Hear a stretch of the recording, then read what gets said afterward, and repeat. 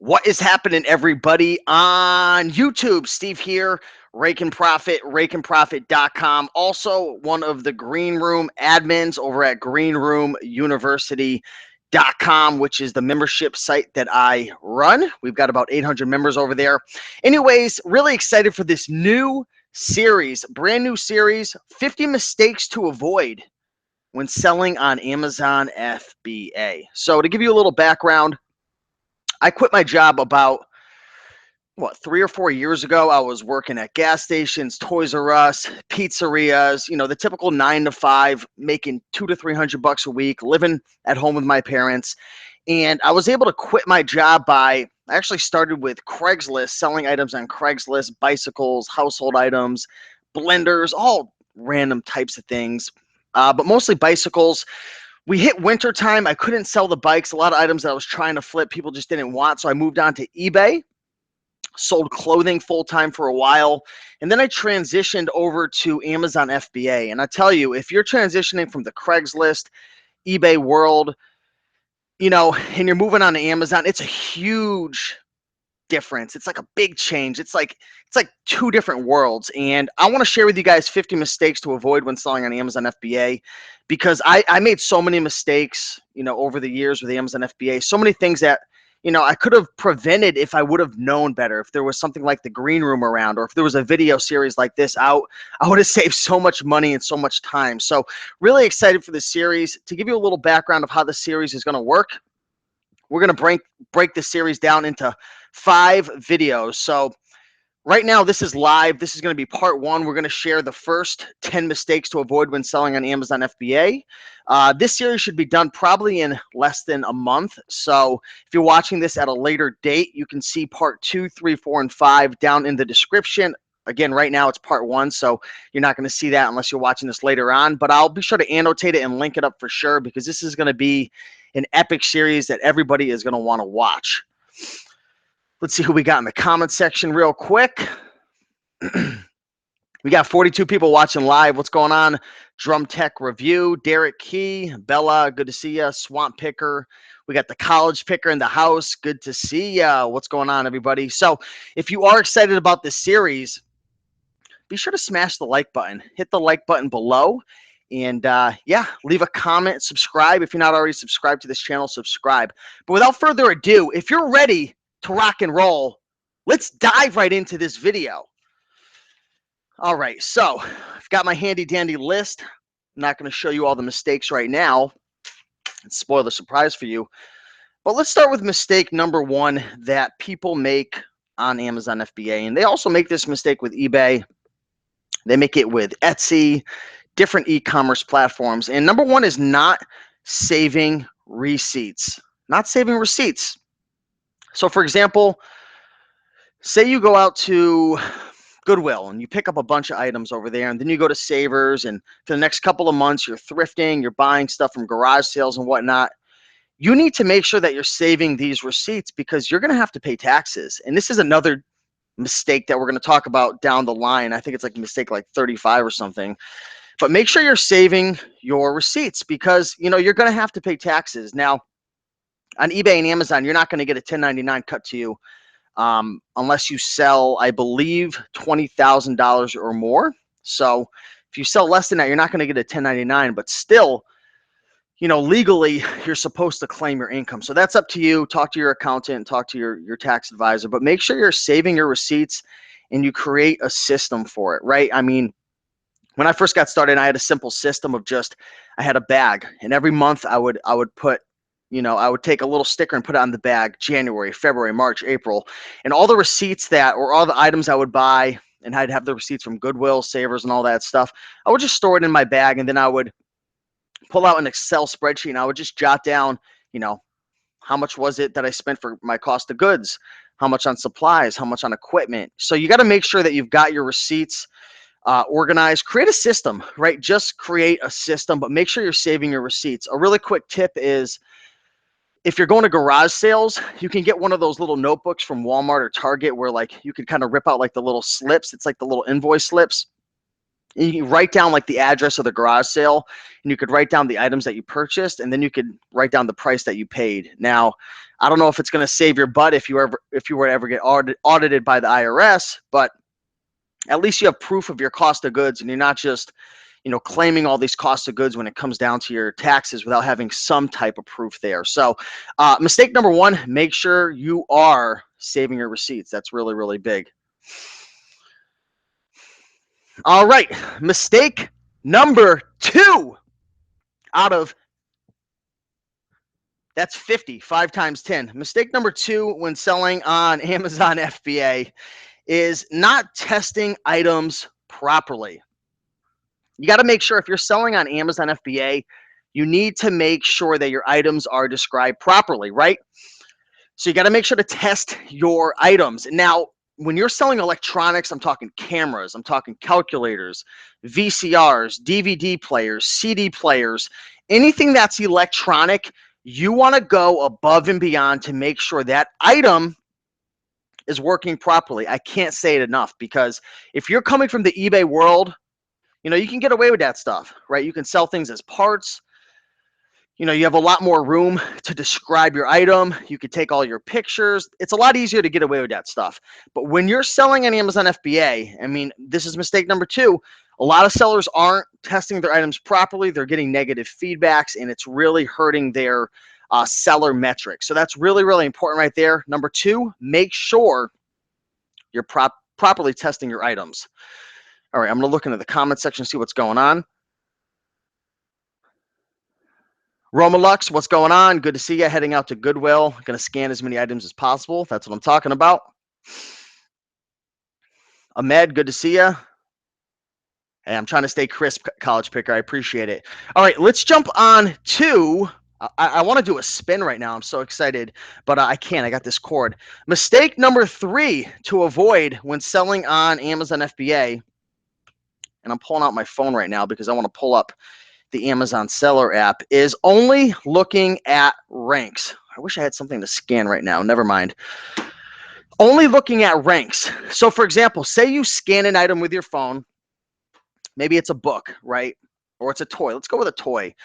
And you see that it's ranked maybe like 800,000, which isn't horrible, but it's a little high in terms of, the ranking for the toys category. And if you're not sure what rank is, it's pretty much an indicator of the sales velocity, how often it's selling. A big mistake is a lot of sellers are only looking at rank, and there's actually a lot more factors that you want to look at, right? One big factor is how many reviews does it have? Because an item could be ranked really high and maybe it's not selling for one reason or another, but if it has 100, 200, 300 reviews, that's a lot of social proof right there that that item is actually selling. And all because an item hasn't sold for 6 months doesn't mean it's not going to sell tomorrow. So always look past the rank. The rank doesn't mean everything. Again, if you're not sure what a rank is pretty much attached to each product, giving you an idea of how fast or slow the item is selling. The lower the rank, for example, say you're selling a toy, a 20,000 rank versus a 2 million rank, the 20,000 rank selling a lot faster. Maybe it's selling 3, 4, 5 a day, whereas the 2 million rank, the item may have not sold in maybe 6 months. So definitely look past the rank. Chris Spin. Appreciate it, college picker. So let's move on to mistake number 4. Now, this is a big mistake that, I made this mistake. And there's a lot of consequences to it. Mistake number 4 when selling on Amazon FBA is buying products with really bad reviews, right? So for example, what was it? It was a toy that I had picked up last Q4. If you're not sure what Q4 is, it's Q4, last 3 months of the year.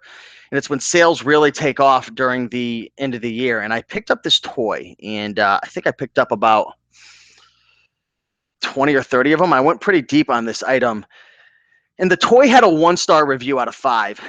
But the rank was like 3,000. So I'm like, I'm just going to sell out of all of these. Who cares that the rank is bad? What's the big deal?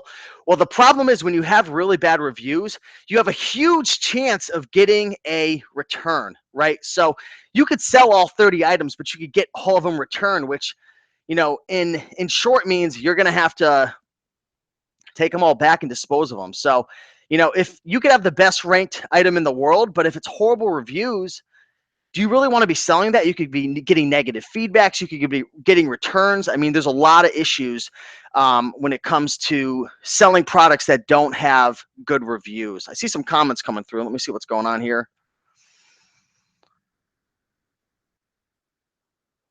Good to see you, Outdoor Wranglers. What's going on, Gerson? MSM says, I'm learning so much from you. Thanks for sharing your wisdom and experience. I appreciate it. All right, cool. So that was number 4 right there, buying products with bad reviews. All right, let's move on to number 5. I want to see the comment section right now, guys. I want you guys to say hello if you're watching live. Also, before I go on to number 5, be sure to smash the like button. Smash that like button real quick. All right, guys, number 5, race to the bottom, bad pricing habits. I know a lot of sellers who, they find a really good item. It might even be a textbook, and maybe the book is ranked at 500,000. And maybe the price is at like $50 and their book's in very good condition, and then somebody comes in at like $20 acceptable, and then they match the price. Big mistake right there. You want to look at a lot of different factors, right? The sales velocity, the amount of reviews, the amount of sellers. And you don't have to necessarily be the cheapest person to make the sale. Just remember that. So again, a lot of people, they race to the bottom. They're chopping prices left and right. And a lot of times, if you just wait for the item to sell out, wait for the sellers to sell out, if it's a popular item, that price is going to come back up again. It's supply and demand. So that's a big mistake right there. That's a mistake that I made when I was new. I was always racing to the bottom. I always thought I had to be the cheapest price. And I always thought, oh, God forbid I buy an item today. If it doesn't sell tomorrow, it's in big trouble. I'm going to lose my money. Calm down and wait, because sometimes, you just have to wait it out a little bit and wait for the sellers to, clean out. So, the race to the bottom is huge right there. And sometimes you just got to calm down a little bit when it comes to your pricing. Derek Key says, anybody making money from FBA? Smash that like button. Appreciate it. Appreciate all the love. All right, guys, let's move on to number 6. Number 6.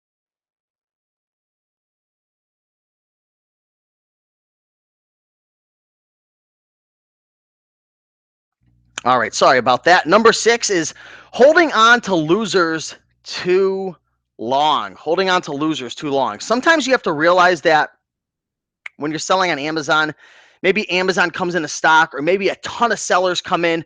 Maybe the price gets chopped down from 50 to $10, and you just don't want to wait it out. Sometimes you have to realize that if you want to bring an influx of cash into your business, or sometimes you want to just move on for a product for one reason or another, sometimes you have to realize, you know what? Let's just let go of the item.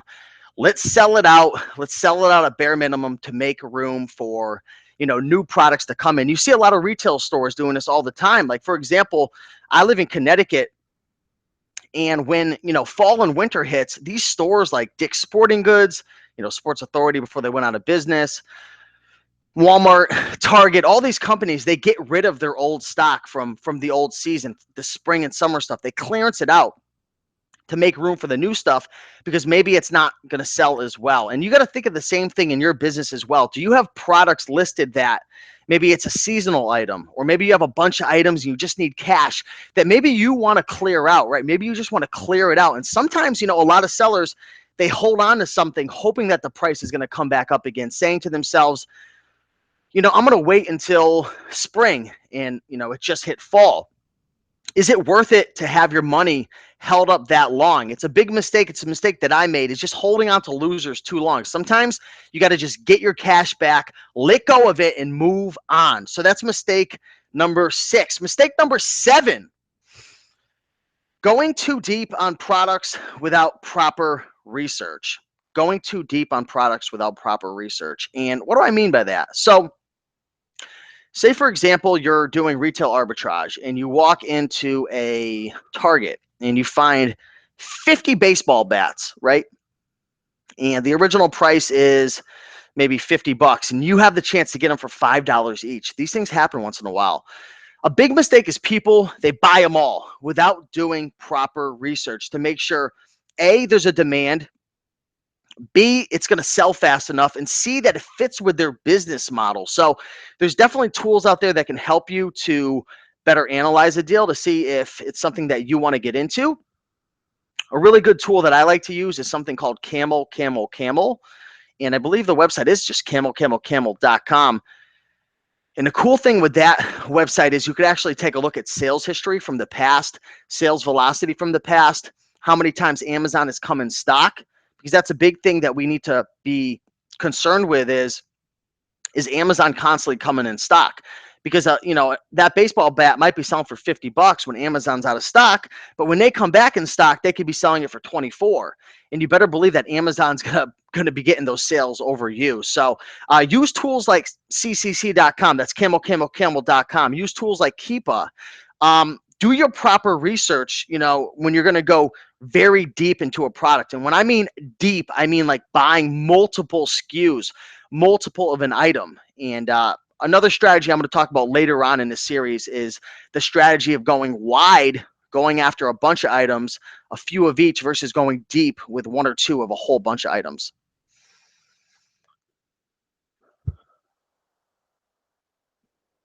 Swamp Picker likes that tip. What's going on, Ed Sandoval? Good to see you.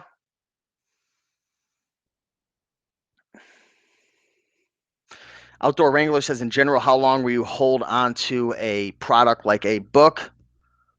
It really depends. It depends on a lot of factors. What are the profit margins? How many sellers? What time of year is it? The sales history and whatnot. So it really depends. But I sell most of my books within a couple of months. I've really been focusing on quicker turning books. But again, if there's enough profit there, I don't mind waiting a year or so for a book. But now with the whole change with the long-term storage fees with books and all, I might be switching up my game plan. How can you tell when Amazon's selling? How can you tell when Amazon's on a listing? You have to just look up the listing. If you scan with your phone, the Amazon seller app, there's actually a little part that'll show if Amazon's in stock. Also, if you look at Prime sellers, you'll see it's being sold by Amazon. Yep, Amazon is free. So I appreciate everybody watching. 73 people in the house. Good to see you. Let me take a breath real quick. All right.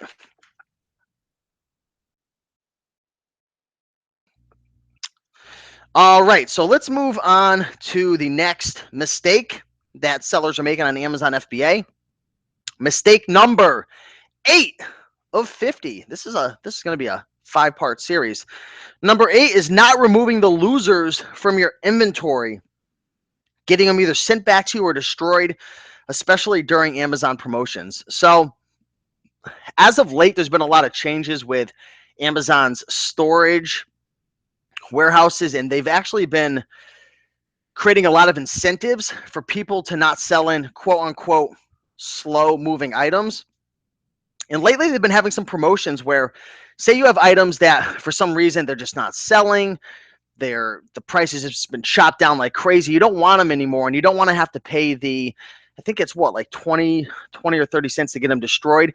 They've actually been having promotions where you can get them sent back or destroyed, I believe, or destroyed for free. And this is a mistake right there. If you have a bunch of items that aren't selling, get them out of your inventory, because you're going to get charged with long-term storage fees, and that adds up, right?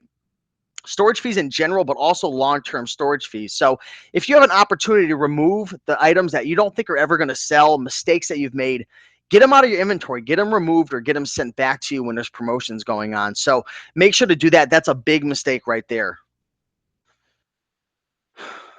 All right, mistake number 9. 9th mistake out of 50 when selling on Amazon FBA is shipping late as a merchant fulfilled seller. So when you sell on Amazon, there's 2 ways, 1 and 2 ways that you can sell on Amazon. One is you could sell as a merchant, which means you're fulfilling the orders on your own. It's kind of like eBay. When you list an item up, you store it at your house. When it sells, you fulfill the order. You ship it off to them, you deal with the customer service and all that stuff. That's A. The second one, B, is being an FBA seller, right? That's fulfilling your own orders. That's sending it out to Amazon FBA. They fulfill your orders, they deal with customer service and all that. And, when you're a merchant, when you have to ship your own items out, it's imperative that you ship your items quickly. They hit you up with a lot of, how do I put this? Amazon will hit you with a lot of consequences if you ship late. It's one of those metrics that can hurt you big time. So probably one of the easiest ways to get kicked off Amazon or to get suspended is to be shipping your items late. So make sure if you're selling as a merchant, ship your items out on time. I had a friend who got suspended recently because he forgot that he sold a bunch of merchant items and he didn't sell them, and then he canceled orders. Big mistake right there. Number 9 is if you're going to be a merchant on Amazon FBA, you better darn well ship your items out quickly. That's huge right there. All right. Sorry, guys, I'm just looking at the comments. And number 10 out of 50, and this is going to close off part 1 of this 5-part series. And again, this 5-part series will be done probably within a month or so. Mistake number 10 when selling on Amazon FBA is not removing negative feedback. So let me put it this way. There's two ways that you can leave feedback on Amazon. There's either seller feedback. So for example, your seller name, maybe your seller name is John123. If I'm upset with you, I could either leave feedback on your seller account, which is associated to your name, or I can leave, negative feedback on the actual product page.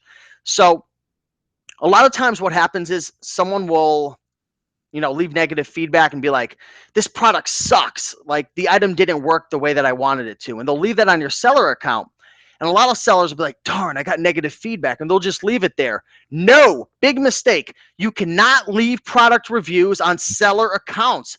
If you get a product review on your seller account, go open up a case with Amazon and you will get that removed. Another mistake that people make when they're selling on Amazon FBA, say for example, somebody buys something off Amazon and the customer gets it like a week late, which has been happening because Amazon's been having some trouble fulfilling all the orders in time. Say a customer leaves negative feedback on your seller account and says, this item was shipped late. I'm pissed off. This seller sucks, right? People are nasty like that. Cannot do that. Cannot put feedback on your account. That's Amazon FBA's fault. Open up a case and they will take that off. So really in a nutshell, the big mistake is if you get negative feedback, address it immediately. Address the negative feedback immediately. And if you're in the green room, we've got some resources in there, and we help people out all the time getting negative feedback removed. I've probably gotten 15 negatives, maybe 20 on Amazon over the last couple of years. And a lot of them have been product reviews on my seller account, FBA mistakes that they've hit me with that I've got them removed. The hardest is the not described, but a lot of times you could even blame that on Amazon and get it removed as well. So that's mistake number 10 out of 50. Mistake number 1, not saving receipts. Mistake number 2, not testing your items properly. Mistake number 3, only looking at the rank, judging the book on the cover based on ranks. Big mistake right there. There's a lot of other factors to review. Mistake number 4, buying products with really bad reviews. Now, they may sell, may have a great rank, but there's a good chance you might get a negative or you're going to get a review. Mistake number 5, race to the bottom, thinking that you have to be the lowest price at all times, thinking that, if someone comes in at 20 and you're at 30, you have to chase them. No, many factors to look at in terms of if you should chase them or not. What's the sales velocity? How many sellers? How popular of a product is? What season it is? The condition of their item. Big mistake to avoid right there.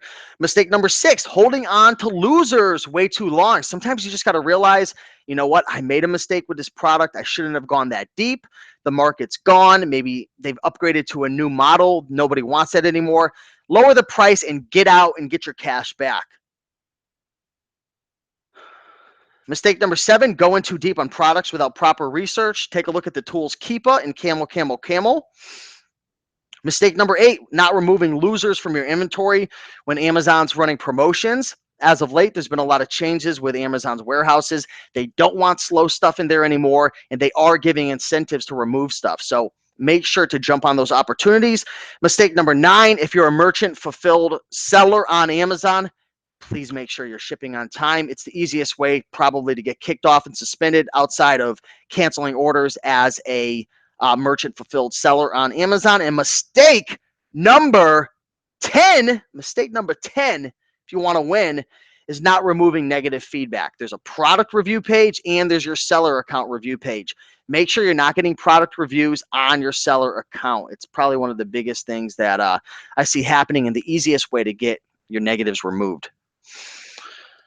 All right, so let me jump into the comment section and answer some questions. Again, guys, this is part 1 of the new series, 50 Mistakes to Avoid When Selling on Amazon FBA. Hopefully you guys enjoyed part 1. If you are enjoying this right now, smash that like button, show some love. I definitely appreciate you guys, and it's been fun hanging out with you. Bill says, how do you excuse me, how do you track cost of goods? Do you calculate only the cost of goods that have sold, or are you keeping track of your receipts? So, I mean, I track all my cost of goods in terms of what I paid, but you can't necessarily call something a cost of goods that hasn't, what's the way that I'm trying to figure out how my accountant told me this. Pretty much, if you use Inventory Lab, you can track which items have sold and haven't sold yet.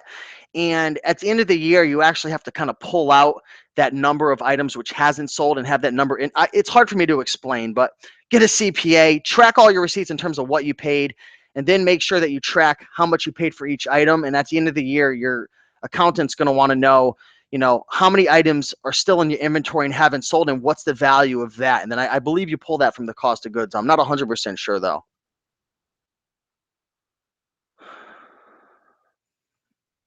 Jessica says, today is my lucky day. I never get to see you live. Thanks, Jessica. Appreciate you watching.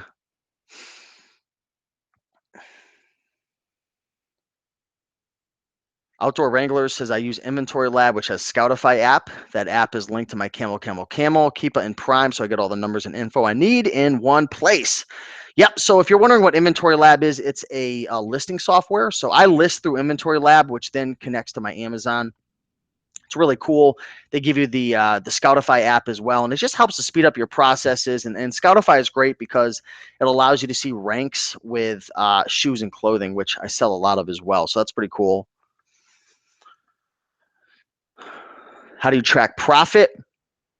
You got to have a system. You got to have a bookkeeping system. So, I mean, it could either be an Excel spreadsheet. It could be a Google Doc. It could be GoDaddy bookkeeping. It could be QuickBooks.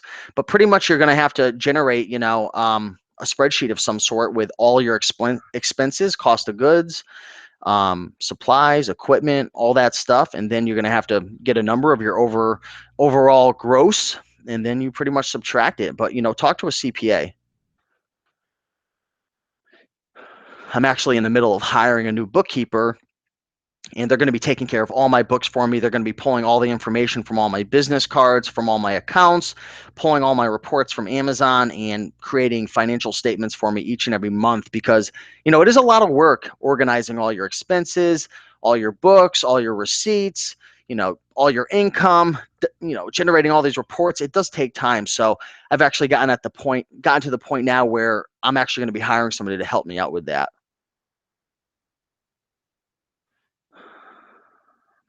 So I'm just looking at the comment section right now to answer a few questions. How can you see restricted items in Inventory Lab? I'm not sure if you can or not. I don't think you can. Somebody please answer that if you know. But anyways, guys, that's part 1. Looks like that's all the questions. I appreciate you guys watching part 1 of this series, 50 mistakes to avoid when selling on Amazon FBA. I'll be sure to come back with part 2 very soon. And again, if you're watching this at a later date, take a look in the description. Take a look at the annotations if you're on a desktop, and I'll link you guys up to the next part. But I appreciate you guys watching live. Be sure to like, comment, and subscribe, and I will see you guys soon. Thanks a lot. Also, real quick, down in the description, free book, 100 amazing items to resell. Download that. It's 100 items you can buy from garage sales, thrift stores, retail stores, pawn shops. I mean, it's It's a lot of good stuff there, and it's pretty easy to find items as well. So be sure to get that free book. Be sure to like. If you haven't subscribed, subscribe. I was looking at my analytics, and 70% of the people watching my videos aren't even subscribed. So subscribe, do yourself a favor, and you'll be linked up next time. You'll be notified when I come out with part 2. So thanks for watching, guys, and I'll see you guys soon. Bye.